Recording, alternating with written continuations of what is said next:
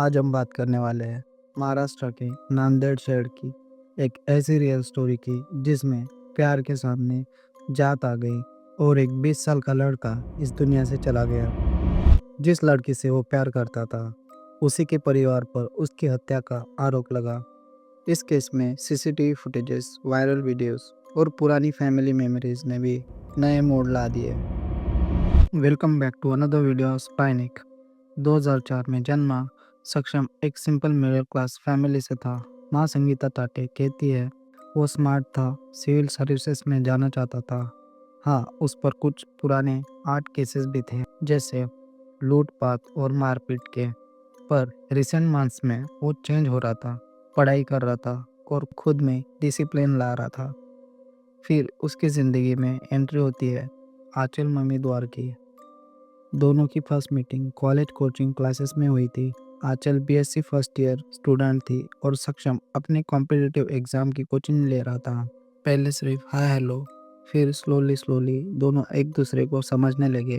आंचल को सक्षम का कॉन्फिडेंस पसंद आया और सक्षम को आंचल का सिंप्लिसिटी और काम नेचर।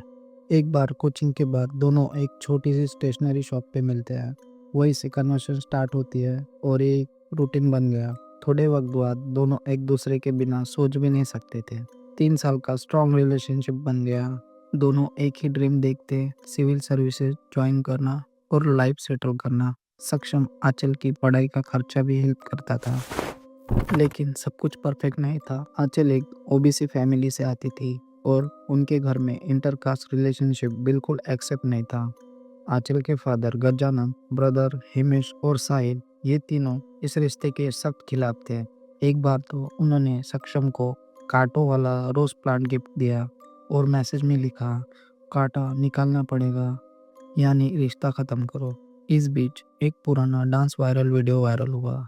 इसमें सक्षम और आंचल के फादर गजानन एक इवेंट में साथ साथ डांस करते दिख रहे थे। इस वीडियो ने लोगों को कंफ्यूज कर दिया। क्या परिवार कभी रिश्ते के फेवर में था? क्या शुरुआत में सब नॉर्मल था, बाद में इशू बना? कई लोग बोलते हैं शुरुआत में उन्होंने मना नहीं किया था, पर धीरे धीरे जात की पॉलिटिक्स और सोसाइटी प्रेशर बढ़ गया और सिचुएशन बिगड़ती चली गई। एक दिन आंचल ने बताया कि उसका भाई हिमेश उसे इतवारा पुलिस स्टेशन ले गया। वो चाहते हैं कि आंचल सक्षम के अगेंस्ट फेक कंप्लेंट लिखवा दे, पर आंचल ने क्लियर मना कर दिया था। उसका ये भी आरोप है कि पुलिस वालों ने बोला केस मत लिखवाओ, मार दो और बाद में हमें बता देना। पुलिस इस एक्यूजेशन की इंटरनल इंक्वायरी कर रहा है। 27 नवंबर 2025 शाम के टाइम सक्षम अपने फ्रेंड्स के साथ जूनागंज के मिलन नगर एरिया में खड़ा था। तभी वहां पर हिमेश और उसके कुछ साथी आते हैं और फिर सक्षम के साथ आर्ग्यूमेंट करते हैं। फिर एकदम से हिमेश अपनी पिस्तौल निकालता है और सीधा सक्षम के चेस्ट पर गोली मार देता है। सक्षम गिर जाता है, लेकिन ये काफी नहीं था। साहिल और उसके कुछ दोस्त फ्लोर की हेवी टाइल्स उठाते हैं और सक्षम के सर पर बार बार मारते हैं और कुछ ही सेकंड में सक्षम की डेथ हो जाती है। एरिया के सीसीटीवी फुटेजेस ने केस को और क्लियर कर दिया।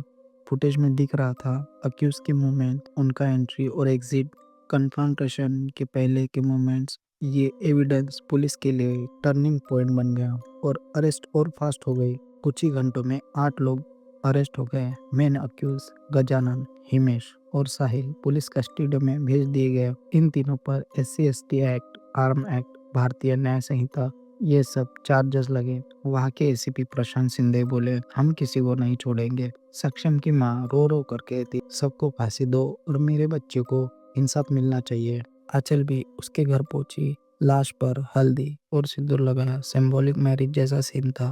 वीडियो इंस्टाग्राम पर वायरल हो गया। आंचल बोली, बर्थडे के बाद हम भागकर शादी करने वाले थे, अब मैं उसके सपने पूरे करूंगी। कोई इसे कास्ट इशू बोल रहा है, कोई ऑनर किलिंग, कोई सिस्टम को ब्लेम कर रहा है। रियलिटी सिंपल थी। लव के सामने फैमिली का गुस्सा जीत गया और एक इनोसेंट लाइफ चली गई। सक्षम की स्टोरी हम सबको ये सिखाती है कि प्यार को जात और सोसाइटी के रूल से बांधना गलत है। वायलेंस किसी प्रॉब्लम का सलूशन नहीं है, पर एक उम्मीद है। अक्यूज जेल में है। आंचल आगे की पढ़ाई अब कंटिन्यू करेगी और सक्षम की माँ उसके साथ खड़ी है। दोस्तों, आपका क्या मानना है? कि ऑनर किलिंग के केसेस में बहुत स्ट्रिक्ट पनिशमेंट होनी चाहिए।